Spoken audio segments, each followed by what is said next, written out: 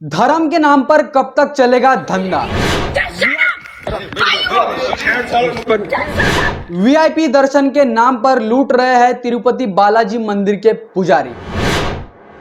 Actress अर्चना गौतम के साथ की गई बदसलूकी।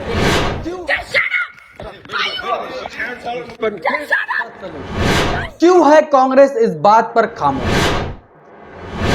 जी हां साथियों, मैं हूं हितेश और आप देख रहे हैं द थिंक। कब तक चलेगा भारत में धर्म के नाम पर धंधा? कब तक होगा महिलाओं के साथ में धर्म के नाम पर अन्याय अत्याचार? कब तक होगा यह भेदभाव खत्म? भारत का संविधान हमको समानता की आजादी देता है, लेकिन धर्म ने आज भी महिलाओं को यह अधिकार देने से मना किया है।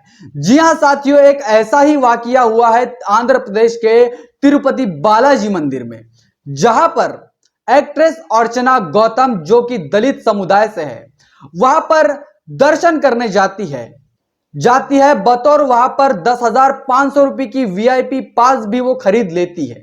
उसके साथ ही वहां के पुजारी उन्हें अंदर जाने से मना कर देते। इतना ही नहीं, जब वो इस बात का विरोध करती है और इस बात का विरोध करते हुए उनके जो बॉडीगार्ड है वो इनका वीडियो बनाते हैं, तो उनके हाथ से मोबाइल भी छीना जाता है। इस बात को ट्विटर पर शेयर करते हुए उन्होंने बताया कि भारत में जो है धर्म के नाम पर धंधा हो रहा है, पुजारियों ने लूट मचा रखी है और भारत में महिलाओं के साथ में खासकर ऐसी बदसलूकी हो रही है, जहां पर महिलाओं के साथ में ऐसा व्यवहार देखने को मिला है। इस पूरे वाकये का वीडियो उन्होंने अपने ट्विटर अकाउंट पर शेयर करते हुए कहा है कि भारत में कब तक के चलेगा यह धर्म के नाम पर धंधा। अब सवाल यह उठता है कि कांग्रेस इस बात पर खामोश क्यों है?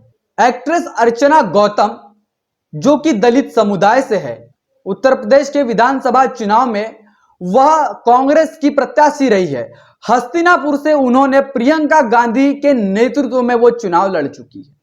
चुनाव लड़ते हुए उनका स्लोगन ये था कि लड़की हूं, लड़ सकती हूं। लेकिन आज सवाल उठता है कि इस लड़की के साथ में तिरुपति बालाजी मंदिर के अंदर जब भेदभाव हो रहा था, जब उसके साथ में बदसलूकी हो रही थी, तो कांग्रेस के तमाम नेता इस वाकये पर क्यों है खामोश?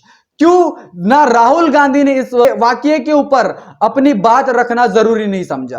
प्रियंका गांधी, सोनिया गांधी क्यों है इस बात पर खामोश? तो साथियों, आपको बता दिया जाता है कि कांग्रेस जो है वो हमेशा दलित हित की बात करती है, लेकिन वह चुनाव के समय ही कांग्रेस का वह दलित हितैषी वो दिखाती है कि हमें दलितों से मोहब्बत है, दलितों से प्यार है। जब ये चुनाव खत्म हो जाते हैं, ऐसे जब मामले खत्म होने के बाद में, चुनाव के बाद में जब ऐसे मामले देखने को मिलते हैं, तो कांग्रेस के किसी भी नेता के मुंह से आवाज नहीं निकलती।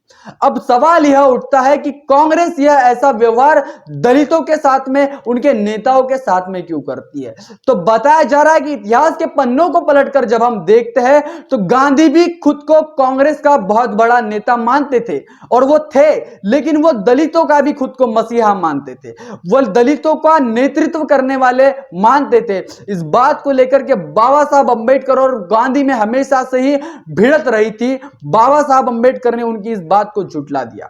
जब बाबा साहब अंबेडकर दलितों के लिए हक अधिकार मांगने की बात करते हैं, तो गांधी इस बात से सख्त मना कर देते हैं। तो इसी बात को लेकर के हम इस नतीजे पर पहुंच सकते हैं कि गांधी और उनकी पूरी जो कांग्रेस कंपनी है, इनका जो रवैया है दलितों को लेकर के दोगला है, इनका चरित्र दोगला है। बहुजनों ने इसके षड्यंत्र को समझना चाहिए। बहुजनों ने इस बात को हमेशा ध्यान में रखना चाहिए कि कांग्रेस यह जो है साफ नाथ की तरह है, बीजेपी जो है नागनाथ की तरह है। दोनों से आपने बचकर रहना चाहिए, क्योंकि एक अगर डसता है तो दूसरा काटता है, एक भोगता है तो दूसरा काटता है। यह जो ऐसी राजनीति है जो बहुजनों और दलितों को दबाने की बात की जाती है, दलितों को हमेशा हक अधिकारों से वंचित रखकर उनको वोट बैंक के रूप पर इलेक्शन में उनका यूज किया जाता है। तो इस षड्यंत्र को, इस बात को दलित समुदाय ने और बहुजन लोगों ने हमेशा से समझना चाहिए। साथियों, इस बात को लेकर के आपकी क्या राय है? इस बात को लेकर के आपके क्या विचार है? कमेंट करके कमेंट बॉक्स में अपनी प्रतिक्रिया जरूर दे। तब तक के लिए बने रहे द थिंक पर। जय भीम, जय भारत। बहुजन विचारधारा को घर घर तक पहुंचाने के लिए हमारे YouTube चैनल को सब्सक्राइब करें, लाइक करें, कमेंट करें, शेयर करें और बेल आइकन की घंटी दबाना ना भूलें।